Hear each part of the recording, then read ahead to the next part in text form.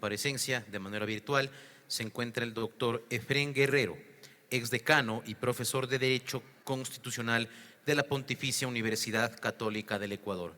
Por favor, doctor Guerrero, si puede prender su cámara y su micrófono, puede comenzar con su intervención. Muchas gracias. Gracias, señor secretario. Muy buenas tardes con todos, señora presidenta de la Asamblea. Yo quiero dejar claro ciertos puntos iniciales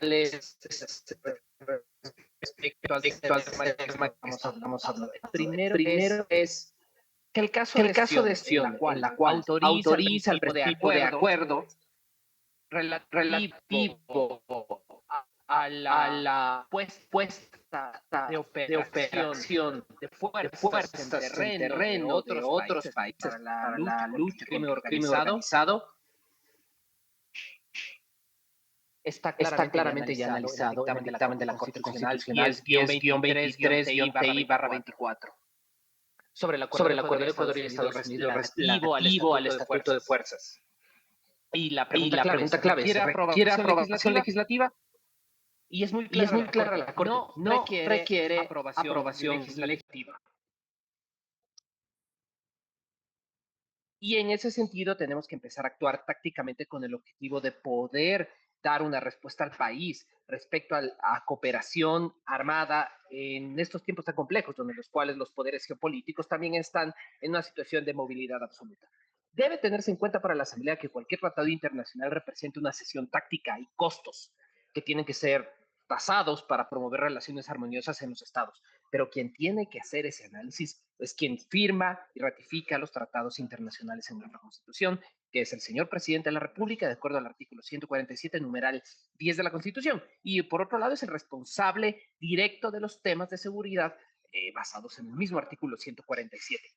En ese aspecto, para que se pueda tener una operación de fuerzas en terreno, tiene que haber pactos bilaterales o multilaterales que establezcan los límites para la operación del personal militar extranjero. Como los expertos que me antecedieron, está claro cuál es la regla de derecho. Primero tiene que negociarse, firmarse ese tratado y que la Corte Constitucional analice si la Asamblea no tiene que pronunciarse respecto al tema. En este caso está súper claro. La Asamblea Nacional podría pronunciarse cuando se firme, pero mientras tanto no lo veo yo necesario, dado que esa resolución generaría un problema de tanto de control político, porque le dejaría a la Asamblea en una situación de un dilema del prisionero que no debería darse, y por el otro lado, a un nivel jurídico por emitir una resolución sobre un tema que se puede discutir en el futuro.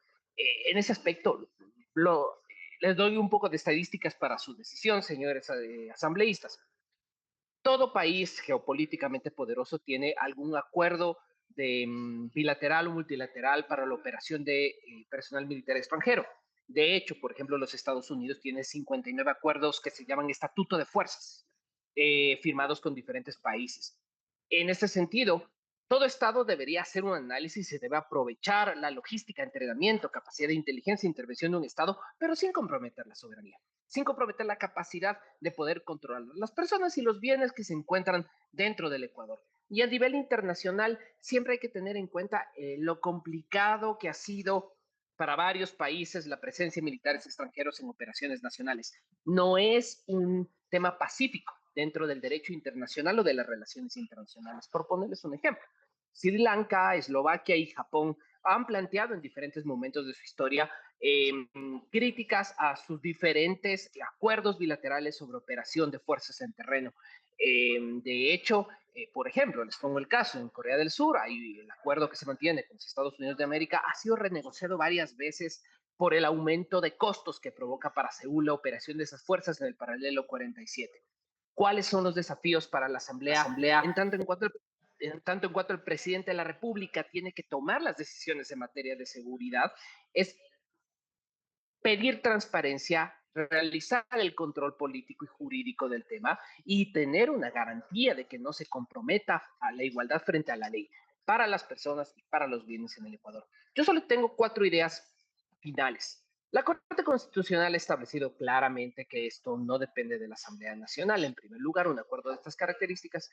En segundo lugar, tiene que hacerse un mecanismo de implementación responsable en caso de que hubiera una situación de estas características. Ecuador debe garantizar que se beneficie sus intereses en primer lugar. En segundo lugar, que se respete su soberanía y que haya mecanismos de supervisión responsable y capacidad de control de cualquier tipo de operación militar que se encuentre dentro de nuestro país. ¿Por qué? Porque esta supervisión es imprescindible y necesaria para evitar tanto abusos e interpretaciones que perjudiquen principalmente a la población.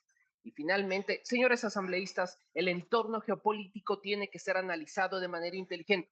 Es clave manejar las relaciones internacionales en el Ecuador con dos elementos: cautela, en segundo lugar, pragmatismo y finalmente con la capacidad de poder tomar las mejores decisiones para los ciudadanos, fuera de las decisiones vacías y fuera de las decisiones que pueden estar enmarcados en el entorno político que nos encontramos ahora en el Ecuador. Lo que más importa es la gente y tenemos que asegurar que la Asamblea Nacional haga lo correcto. Muchísimas gracias. Se agradece la comparecencia del doctor Efrén Guerrero, exdecano y profesor de Derecho Constitucional de la Pontificia Universidad Católica del Ecuador.